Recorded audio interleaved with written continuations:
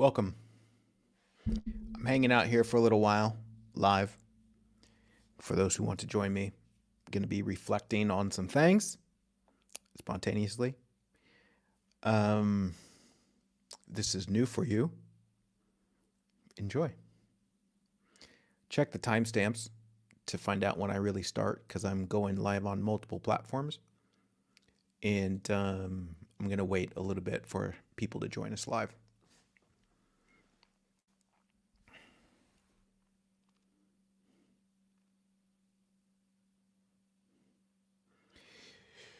Welcome.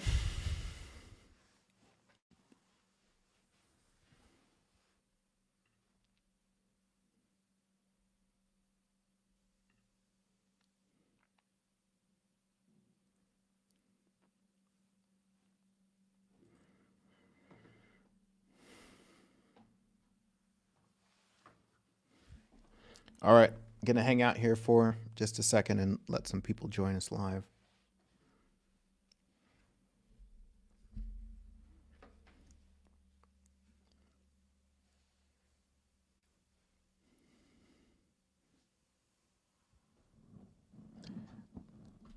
My transition moving to Greece has gone really well. Really well. I'm living up in the mountains, kind of away from civilization. It's about a 20-minute drive into town, 15, 20 minutes. And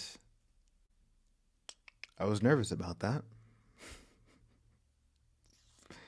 but I'm enjoying it.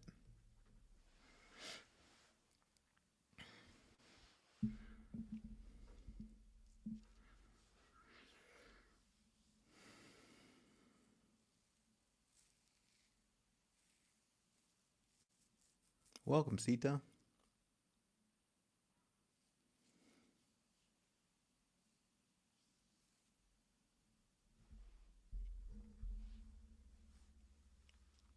Yeah, this session today, I'm really just gonna hang out. I don't even know what these weekly reflections are gonna be yet.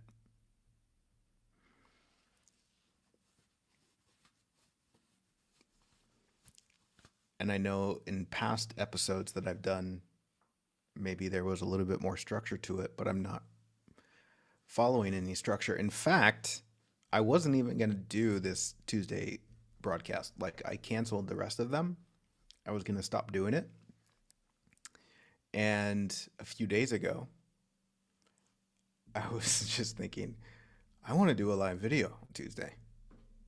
So I just scheduled it, but don't know what to talk about yet. So if you're open to just hanging out with me, then we can do that.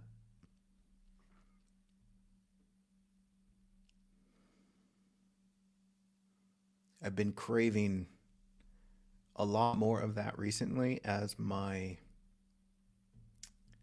days have been more structured and my weeks have been more structured. Like, I'm just doing the same things consistently every week. And even with the live videos, like with having a defined subject and some things I wanted to cover. But I've just been craving that emptiness where it's like, you know what? Let's just show up and see what arises and let it be super, super spontaneous. And so I will be paying more attention to the comment section and be more available to answer questions.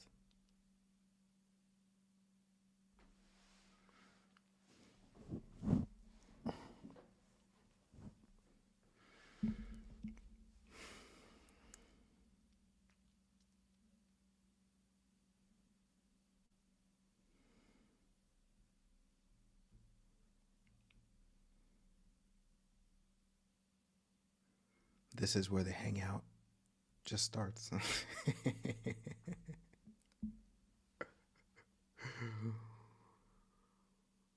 Hmm.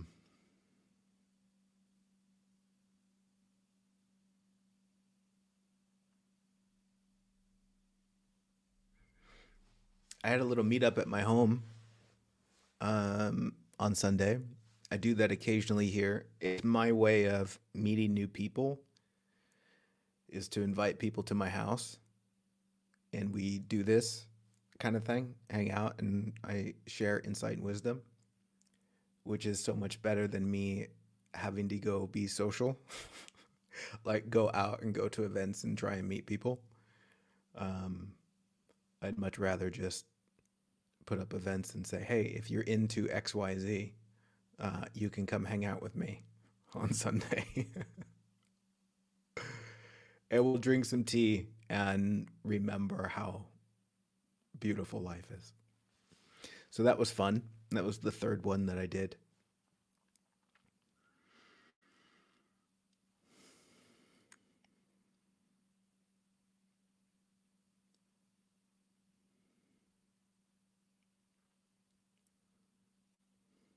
I'm super curious about this new year.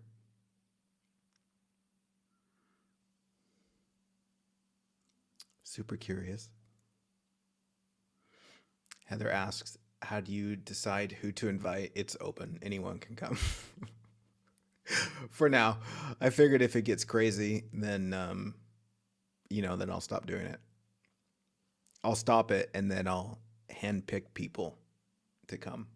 But for now, I mean, it's just a few people at a time. At the most, we've had like 8 people here.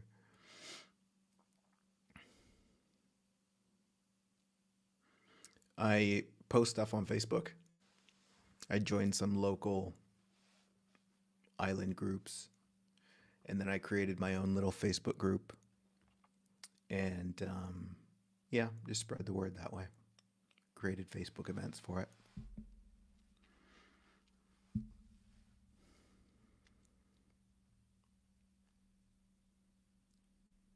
Yeah, I did. I just invited you all. Whoops.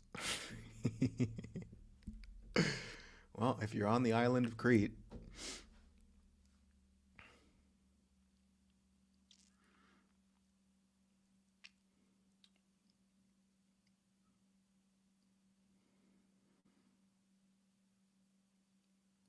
what do you guys want to talk about?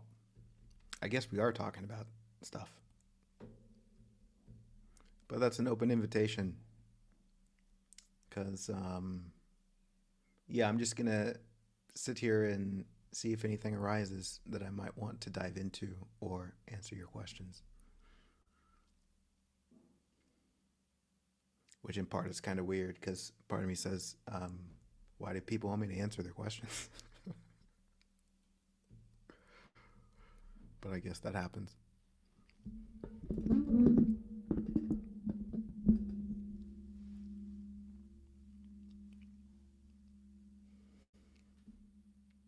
Yeah, new year in a new place, and I've got this place that I'm at now for at least a year, and so I'm committed.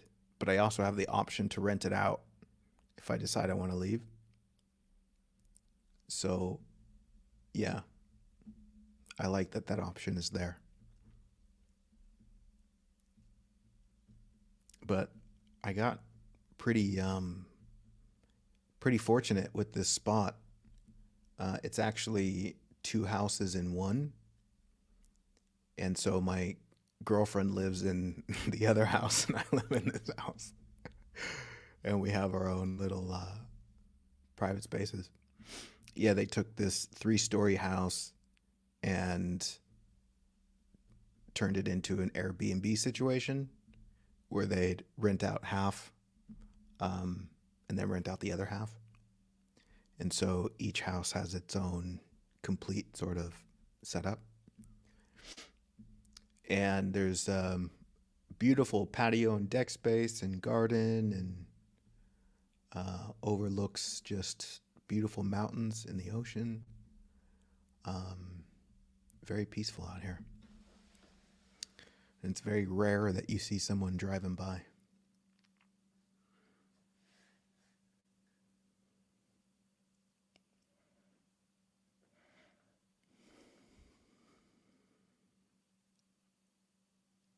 Maybe I should say something a little bit about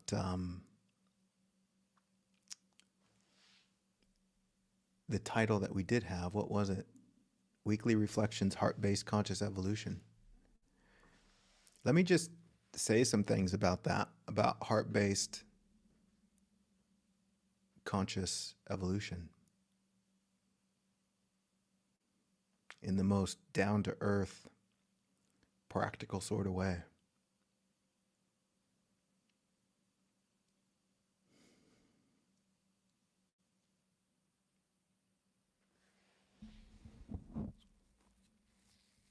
Heart-based conscious evolution. What is that?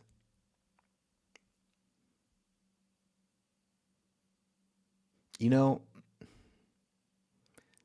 something that I recognize right now, and I have 1,000 times, and I've forgotten it 1,000 times. But it's the realization that in this human experiment, I was going to say experience, but I changed my mind. In this human experiment, what I've noticed is that my awareness, my consciousness is evolving to see more of what is real and true beyond what I imagine to be real and true. And as I do that, as I become more aware of what's real, there is this expansion of, let's just say, love within the heart. Meaning that there is this deeper beauty, appreciation, reverence for the totality of life.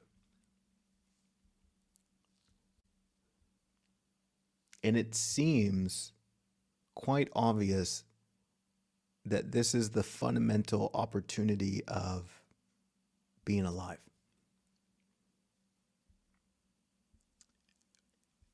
And also I can say I understand why it might not seem that way. But for me, that's the conclusion. Because before this is seen, and when I forget, the assumption that this life is about getting somewhere, about holding on to something, becoming something, it very much revolves around a personal sense of identity, that which is separate from everything else. And I keep running into the remembrance that, oh, wow, it's just not about that. Like as I'm traveling this journey, I'm constantly running into things that are inviting me into a deeper openness, a deeper willingness to allow what is to be what is. Oh, you know what? Oh my gosh. Oh my gosh, oh my gosh, oh my gosh. Something that hit me again so profoundly. I love the challenge of communicating these things. Something that hit me so profoundly was just the interconnectedness between everything that is and the realization that everything as it is must be as it is in order for the whole thing to be the whole thing. And this also partly speaks to the conscious evolution, where we are essentially waking up to see this. That in appearance, you know, there's 10,000 pieces. There's this and there's that. In appearance, there's something called nighttime and something called daytime. There's something called winter and something called summer. There's something called good. There's something called bad. There's something called up. There's something called down. There's something called inside, and there's something called outside.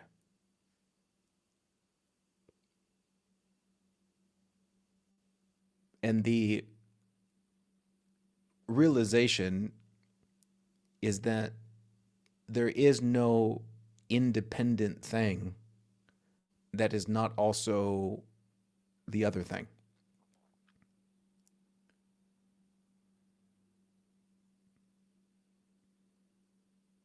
And maybe a great way to point to that being the seasons in life. I mean, we can take the winter time and you can say, oh, okay, there's the winter time.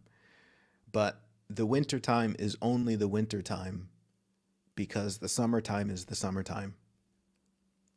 And the summertime can't be the summertime unless there's something called the wintertime. And so these expressions of such things, winter and summer, are not expressions of their individuality. They are simply one aspect of the whole. Meaning, when you see the wintertime, you're seeing the whole, but you're just seeing one part of it. What you say about the wintertime, you're actually saying about the whole, because the wintertime is the whole. If you hate the wintertime, you're hating the whole.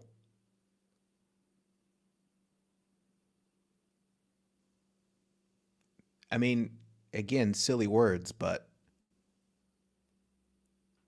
for me, it points to the remembrance that it doesn't matter so much what I think about it, right? Like, I can argue till I'm blue in the face about winter being too cold, or if only it wasn't what it is. And you see, the assumption is that it's somehow there for me to serve me rather than it's there to serve the whole thing. Right? I mean, look at the cosmic symphony here, where in order for life to be life, in order for the planet to be the planet, there has to be this expression of season. Right? It has to fluctuate from hot to cold. It has to fluctuate from dry to wet. And for so many more reasons than you could possibly count. It's like, it's part of the divine balance of things.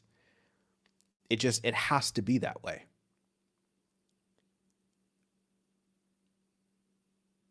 And just like in nature, you can look out at nature and tear it apart into 10,000 pieces without realizing that each piece is the whole thing. Meaning that each piece is not its own thing. It's the whole thing doing that piece. And that piece is vital. And again, it doesn't matter what my thought process, my conditioning, my limited perspective thinks about it. It has to be that way in order for the whole thing to be the whole thing. It almost doesn't matter what questions I have about it, right? It doesn't matter if I'm bothered by animals ripping apart other animals. It doesn't matter if I think things smell bad. It doesn't matter if I think things shouldn't die. It doesn't matter if those questions never get answered. The reality is that it's already been set up so that in order for this life thing to be this life thing, then it has to be the way that it is. And I see the absolute comedy in me thinking that I could possibly know how things should be in order for life to be life. Right? Oh, if only there wasn't the winter time. then life would be so much better. No, if there wasn't a wintertime, there would be no life. If only the animals didn't eat each other, then life would be so much better. No, if the animals didn't eat each other, then there wouldn't be life. And what is animals eating each other other than life eating life? Life feeding life. Right? Because you could look at these things just like the winter and the summer, and you can think that they're separate things, right? Like you can think, oh, the winter eats summer, right? It takes over summer. But no, that's not happening. It's the one doing the one. You see how you can tell that narrative? You can see them as two separate things, and you can say this thing does something to this thing. But no, it's the same thing. And it's the same thing doing the thing to itself. And so it's not really doing anything. It's doing what it needs to do in order for it to do what it does. And, we can explore this to the max, but when you zoom out and you see the whole thing, you say, oh my God, it's beautiful. There's this beautiful space of stillness, right? Where you get out of your own way, you get out of your own assumptions and your biased opinions and your conditioning, and you look at the whole thing and you're like, this is amazing. This is amazing to be whatever this is. I mean, it's divine. And then you bow down to it and you say, you do whatever you need to do in order for this to go on. I mean, to the degree that this is all so divinely inspired and organized, I mean, we can say in the 10,000 pieces, but there's not even a number for how many apparent pieces there are. From what you find from zooming in and what you find with zooming out. It's beyond, I mean, even to say it's beyond the mind's capacity is just beyond that. It's ridiculous. And you see the unending questions, right? Like this desire that wants to figure it all out, to know. Do you see how it's unending? It reminds me, when scientists get a microscope and they think, oh, we found the smallest thing. And then they build a bigger microscope and they find something smaller. And so they build an even bigger one, or a telescope. It's like, it doesn't matter whether you're looking in or you're looking out. You're going to look as far as you can look, and you're still going to find something unanswered. Which really shows me that this isn't about finding an answer in the mind. It's not about finding the biggest piece. It's not about finding the smallest piece. When you see that it's infinite in every direction that you look, you can't help but just be still. And it's in that stillness, when the mind's not looking anymore because it sees that it can't see, that you become open and available to really recognize that the immensity of that whole is also you. Right? In the same way that the winter is life. The winter isn't winter, its own thing. It's the whole thing. And just like you're not this separate little thing that's doing its own thing. You're the whole thing doing you. That's wild. And the comedy here is not only how much we forget that, but to the degree that we forget that. To the degree that we get so identified with this piece that we think we are, that's separate from the whole thing, that's not the whole thing, and we think that we are this little character in our mind. How hilarious is that? It's like we just completely forget that we're the whole thing. And then we imagine this story of someone that you think you are, which is just an idea in the mind, and you think you're that. It's wild. Nigel, thank you so much, buddy. I see that donation that could feed me for a week. I appreciate that. If I'm fasting. If I'm fasting for 3 days, then that would totally feed me for a week. Thank you, buddy. Isn't that wild? I mean, to just notice this and touch on maybe just a little bit of humor about the whole thing. My goodness.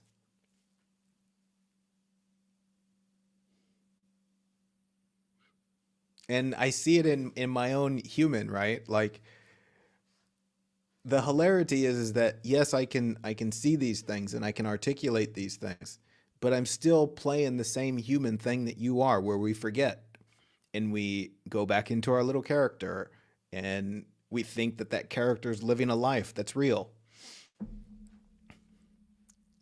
which is all fine. It's part of it.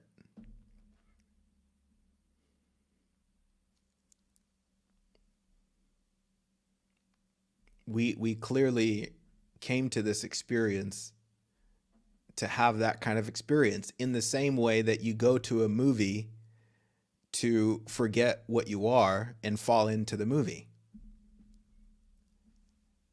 It's so obvious to me that I didn't come here to this human experience to be zen all the time. I came here to have a human experience. I came here to forget that I'm the whole thing and have a human experience where I go on an adventure remembering that I'm the whole thing. And in remembering that I'm the whole thing, I see the whole thing doesn't matter. Like the whole story of my life. It's fascinating to see like that character that I think I am also has a story that it thinks is its story, but that whole story never actually happened because the character never happened. It's just been a character the whole time. Because when I look at the narrative of my story, the narrative is something happened to the character, or the character did this and the character did that. But how can the character do that if the character is not really real? It's only a story believed in. Just like when you go to a movie and you experience emotion, there's part of you that's believing the story and you're having a physiological response to something that's not really happening.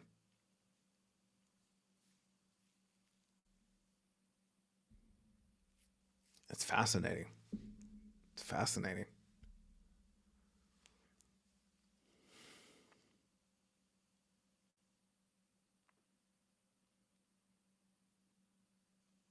And in seeing this again, like even just in this moment, I can't help but like just want to bow down to the whole thing.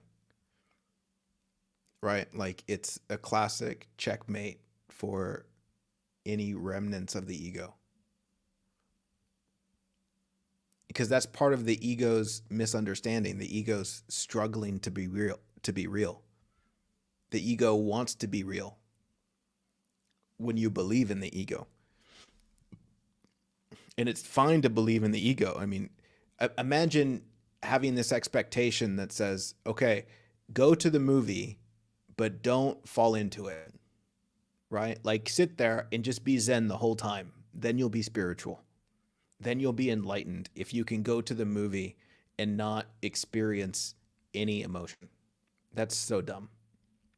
That's not the point of the movie.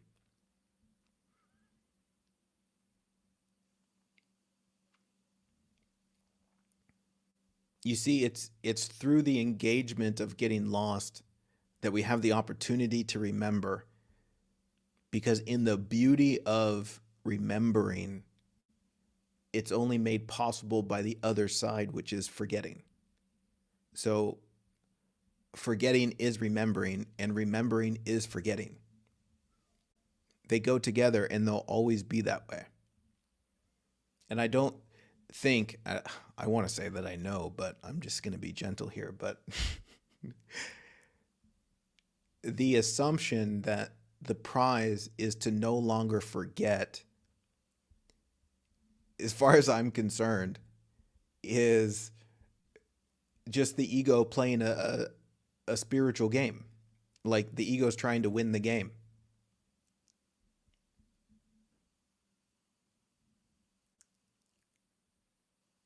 There's too much discovery to be had where you're never going to discover the whole thing, right? Like we talked about those 10,000 pieces, which are really a billion pieces, which is really even way more than that. Those are like the discoveries. Do you think that's ever ending? Do you think consciousness is just going to stop discovering the immensity of the miracle we're swimming in? No. And if it's going to do that, if it's going to remember those things, then it's going to forget. And so for me, the real, let's just use the word enlightenment here, is the embrace of both sides. It's to embrace forgetting. It's to embrace remembering. It's to see that they go together, which is really the invitation to just take a step back and let it be, which is also to say to not have judgment for it. And then if you have judgment for it, to not judge the judgment for it. Right? You see, it's just this allowing that sees that it all is as it's supposed to be. And understandably, such a thing can be difficult to hear sometimes. I get that. I've certainly had my moments of hearing that in certain times of my life and wanting to punch somebody in the face who said that. So I get that. But looking back on those times and seeing things more clearly, then I just want to give that person a hug, because then it's like, okay, I get it now.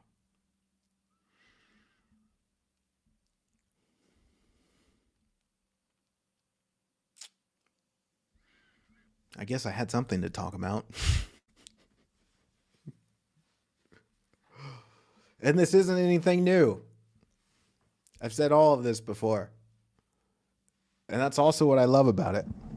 My goodness. I mean, I've been running my mouth about this for damn near 15 years now and still saying the same thing.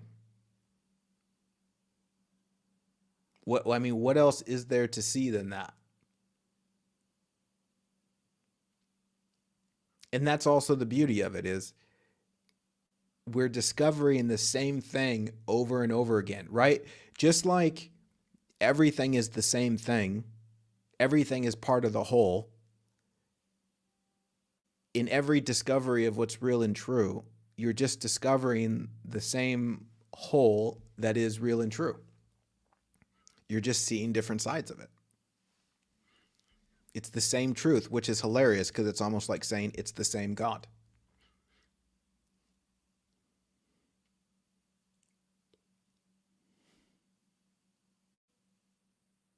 Wild. Absolutely wild.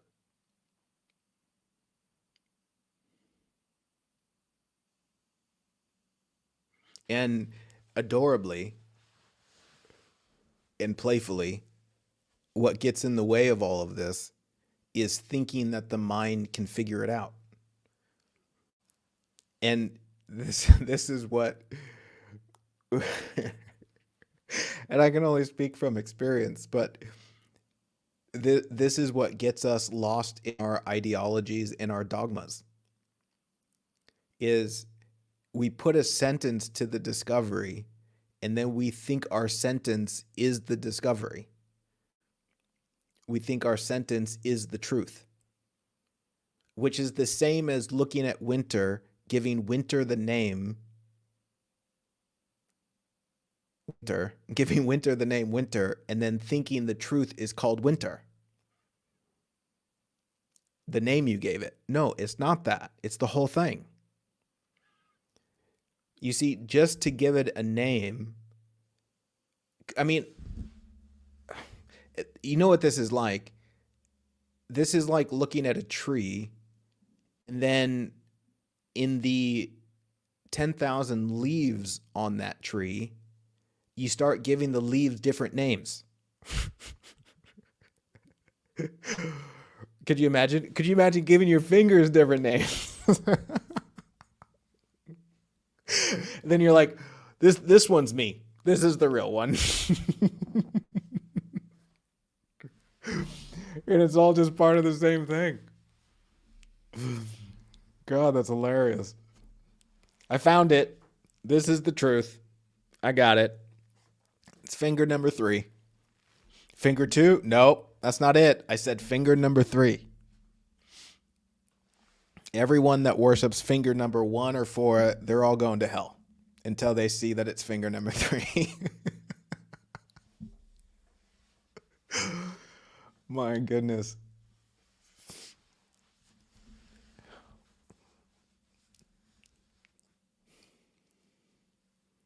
So funny.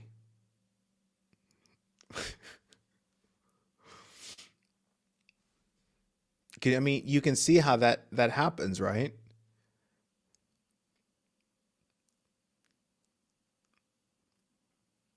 The discovery of what is true is not found in a sentence. The sentence is simply trying to point to that discovery, which is a discovery that is beyond the mind's ability to capture. And that blows my mind that the mind thinks it can find something that's true. The mind thinks, okay, so here's the thing, right? Here's the hilarious part.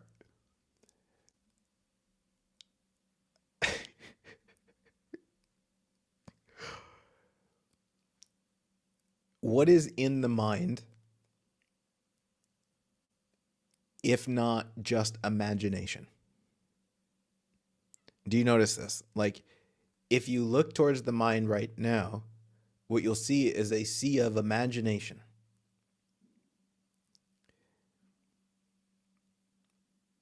If I look at anything, what I see is my mind's interpretation of that. Right? Like, put it this way.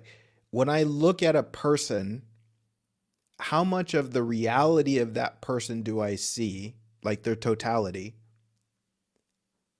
compared to the short story that I tell about them?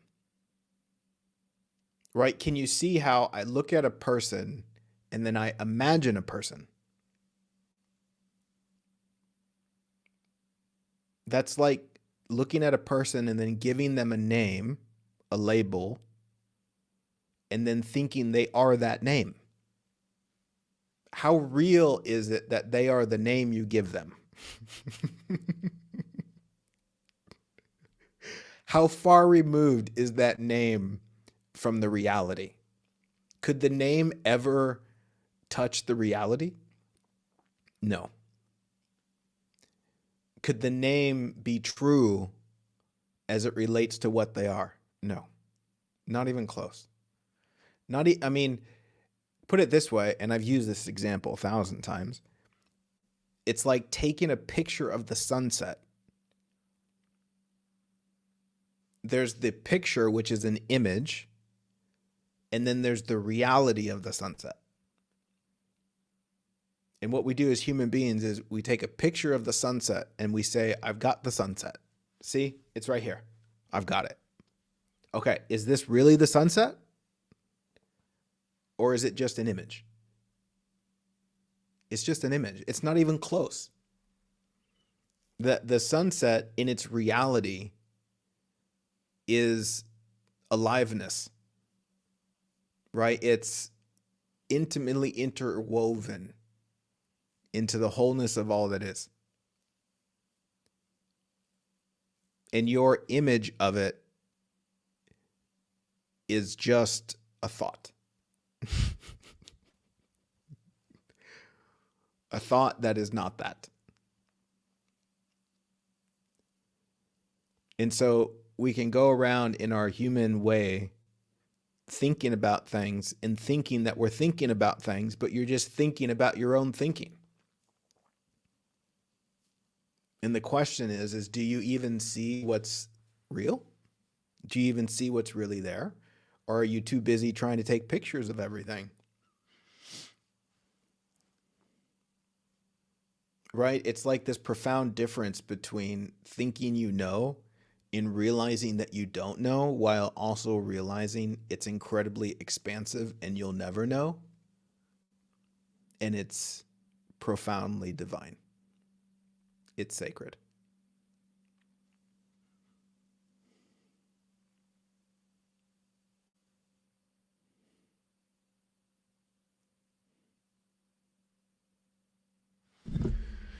Gosh.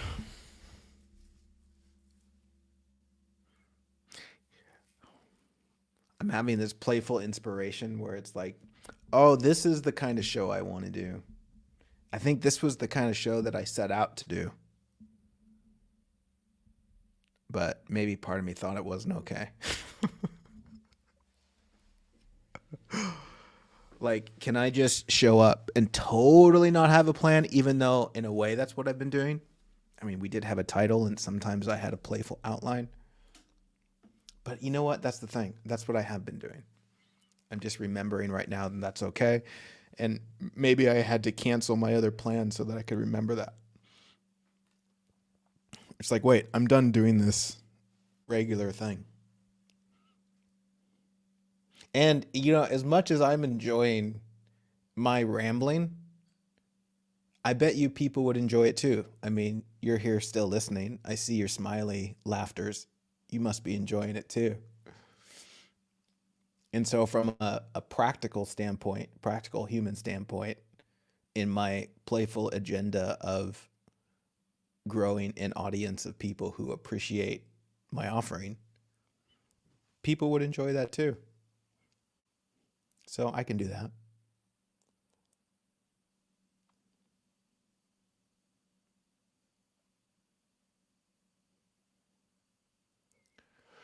We'll see.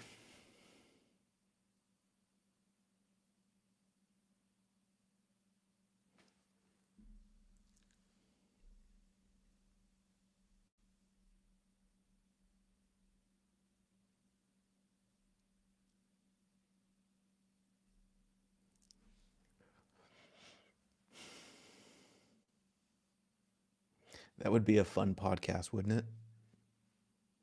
I guess for some people who enjoy it. I can see some people enjoying that, like going for a walk and then just hearing me ramble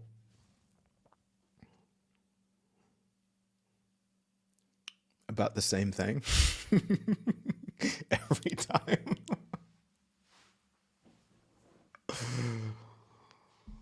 Oh, there could probably be some pretty fun names to come up with that title for that kind of show.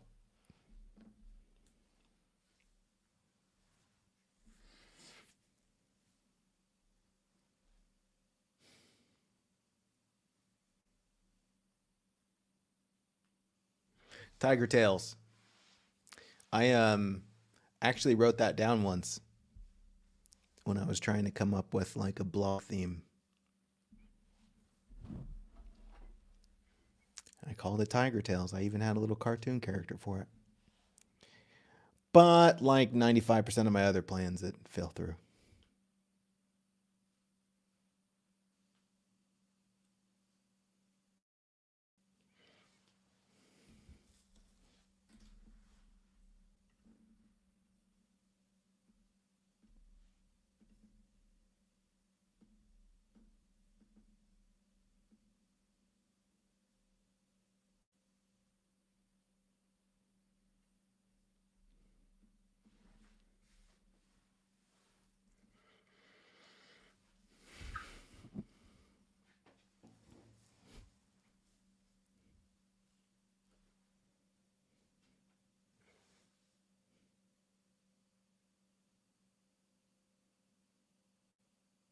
I'd love to also like ramble about my irritations and my frustrations and like kind of talk myself back to sanity. So it could also just be like a super vulnerable podcast as well. And you can just hear me regain my sanity. Sometimes it might take an hour.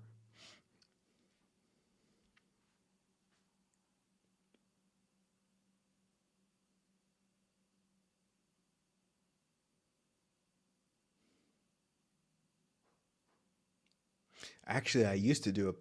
I've started so many different podcasts. I used to put a microphone on connected to my phone, and I'd go for a walk, and I would just ramble. I did have topics in mind though, and it was more intentional about sharing something specific.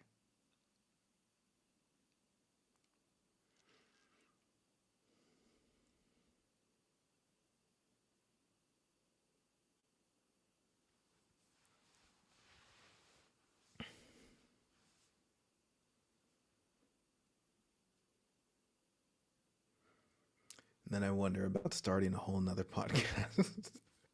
I was doing the Holding Space for Love to be Seen podcast, and I think we got up to 70 episodes of that one.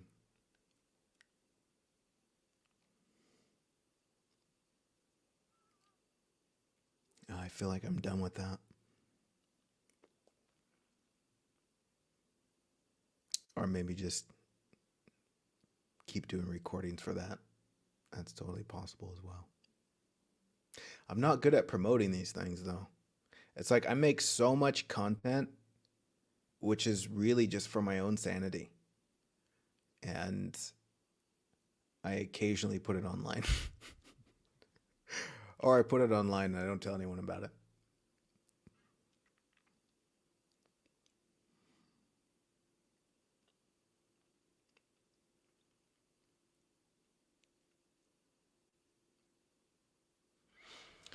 All right, you guys got any questions?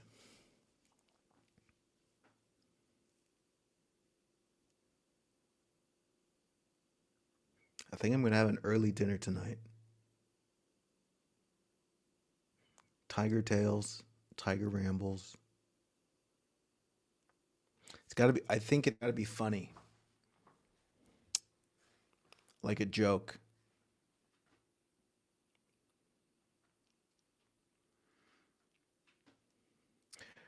I don't think I'd put my name in it though.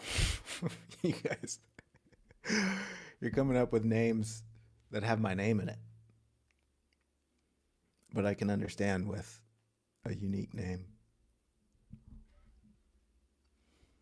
No, Lisa. No, no, no.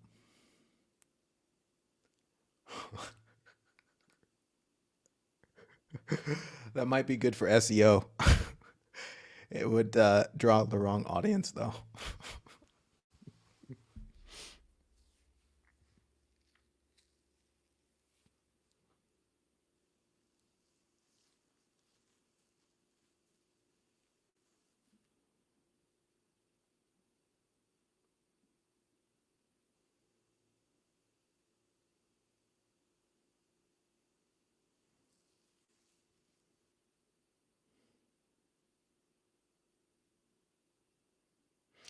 And I get so inspired with coming up with a new podcast because then it's like, oh, I can do all the things that go around it, like the artwork and the audio design and stuff like that. I really enjoy that kind of stuff. But then it's like, okay, well, that's just another project. I am so good at starting projects.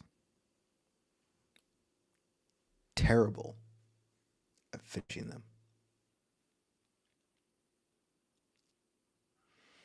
Ren says, I'm not familiar with your background. How did you get started? How did I get started? Well, when two people love each other,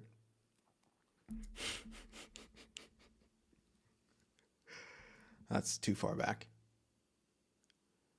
How did I get started? I guess in a practical way, I got started with poetry. I got started with um, writing love letters to life, and I was really embarrassed by it because I thought it was the most unmanly thing I could be doing. But it felt good. It felt sincere. And then I went to a poetry group, which again was weird. But I was like going through a bit of a hermit phase. I wasn't leaving the house much. I was like, I got to get out of the house. So I looked online for like meetups. And I went to a poetry group. I was like, okay, that'd be interesting. And people were sharing poetry, and it was my turn. I said, oh shit. So I shared some poetry, and then they asked me to come back and share my poetry with the whole church. It was like one of these churches that welcomes all different religions. And so I came back like on a Sunday and shared my poetry with the uh, the peeps there. And then they asked me to come back again. And then they told other people. And then other people invited me to come share my poetry. And then as I was sharing my poetry, I would also start sharing insight about the poetry, which kind of translates into what I'm doing now. Just sharing insight with less poetry. Um, yeah. And so that kind of took me on a journey of traveling around. And then, like 7 years ago, someone in Europe watched one of my videos and said, hey, if I arrange a tour for you, will you come out to Europe and do a bunch of events? And I said, okay.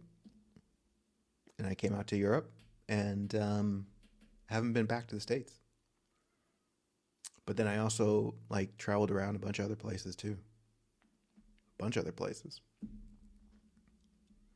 And now I am where I am, here in Crete, Greece, hanging out.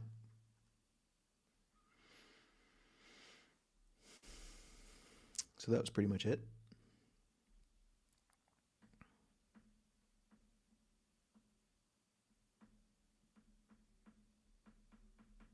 Yeah, true, Jerry.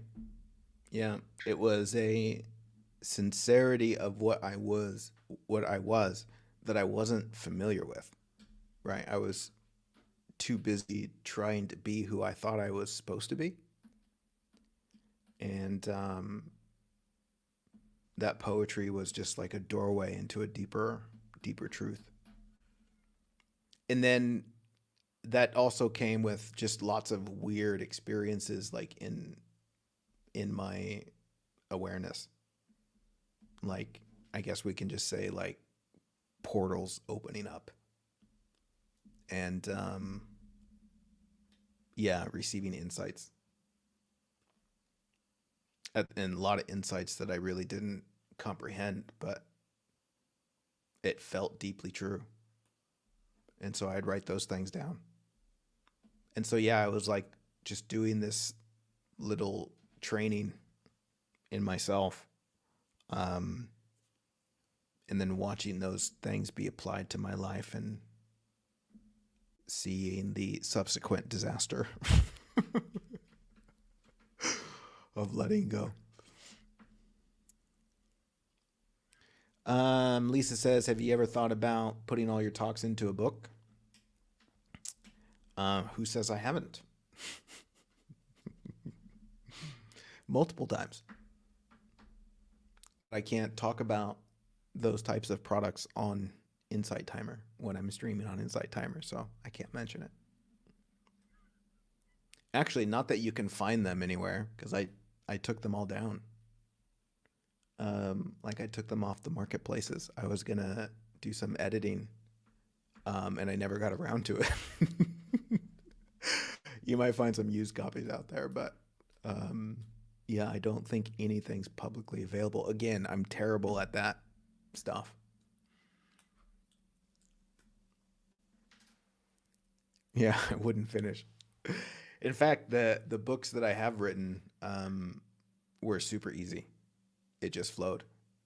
In fact, I've probably got 6 other books on my computer that I've started and haven't finished. A couple of them that are probably 90% done that I just never finished. Maybe someday, maybe not.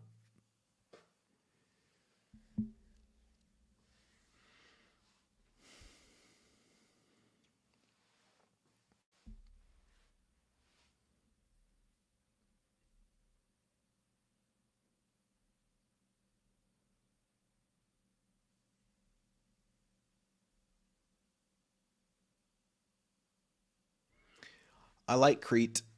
It's I mean, what can I say? It's gorgeous. Crete's huge. It's a huge island. Uh, Lots of beautiful mountains. And I'm living up in the mountains, and I've got hiking trails right out my front door. So that's one of my favorite things to do. Even though as the weather changed, I've been increasingly lazy about it. Um, but yeah, I can just go hike all around the mountains and then into these like tiny little Crete villages. It's beautiful. The ocean is gorgeous too. There's all these little like magical spots that yeah, just look like paintings. It's wild.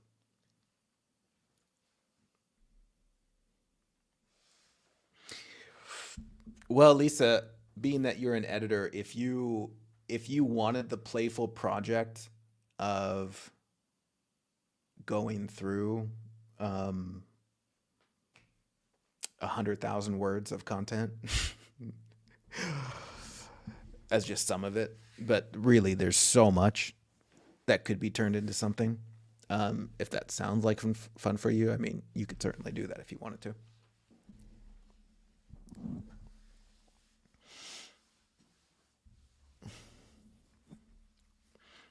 But for me, it's not like a need. Um, you know, there's so much other content that I put out. I mean, I'm creating content every day pretty much. So there's like not a lack of things out there.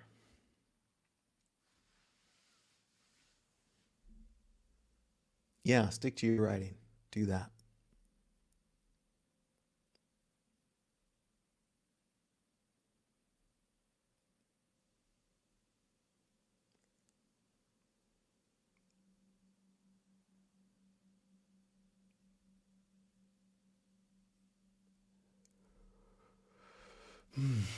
All right, lovelies.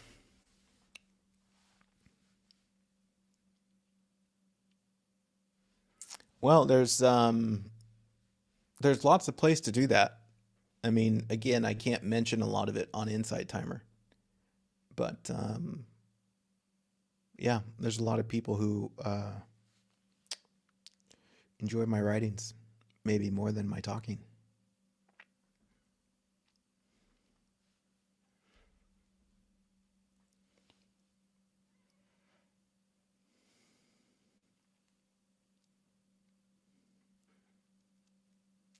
All right, lovelies. Um, would I ever move back to the US? No.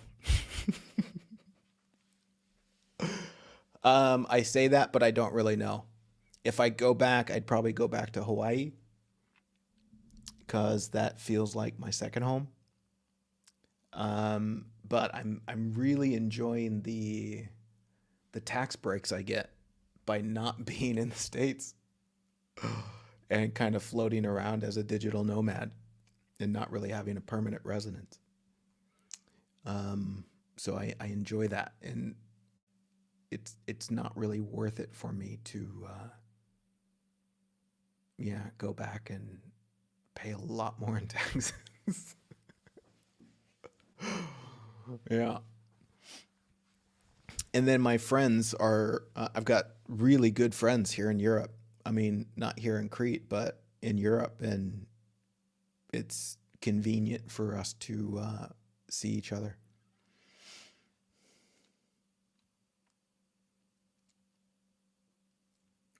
Okay.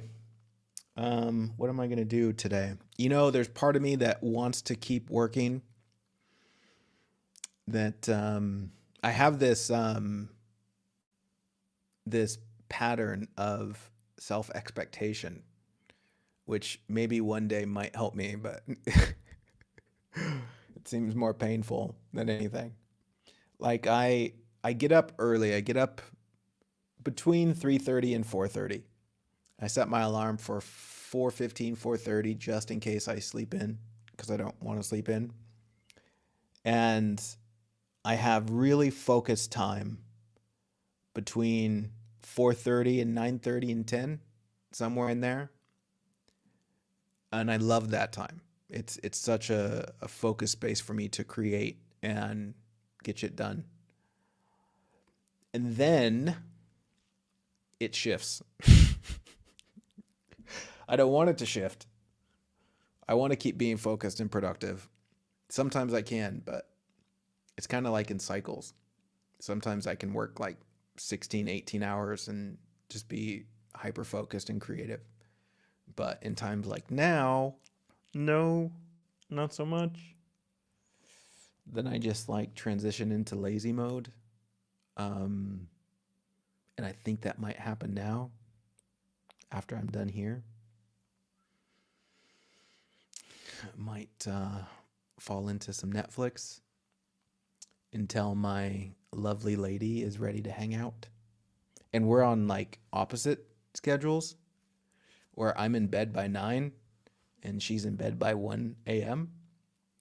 And yeah, and so like by the time I'm done working 10 or 11, she's just getting started for the day. And then we come together in the evenings and hang out and do our thing until I go to bed. So I think I'm going to keep myself busy with Netflix until she's ready to hang out. All right, lovelies. Thanks for your donations, by the way, for those that did that. I appreciate it. That does inspire me to come back and do more of these, even though I still probably will because I enjoy it. How's my relationship going? Why did you read my email from a couple months ago? Um, it's going really, really, really, really good. Um, I'm still like, I have these moments where I look at her and I'm like, you are way too beautiful for me. And then I get scared. But yeah, it's going really, really well. Really well. And I wish I could just fill you in on all the details and catch everyone up um, on how that whole thing happened and the perfect disaster that happened when I moved out here with her, and how it was absolutely what I asked for, the disaster. Absolutely asked for it so that I could discover the devotion within me to not run away. Right? To not just find an excuse to run away from something that I actually wanted, which I've been good at in the past.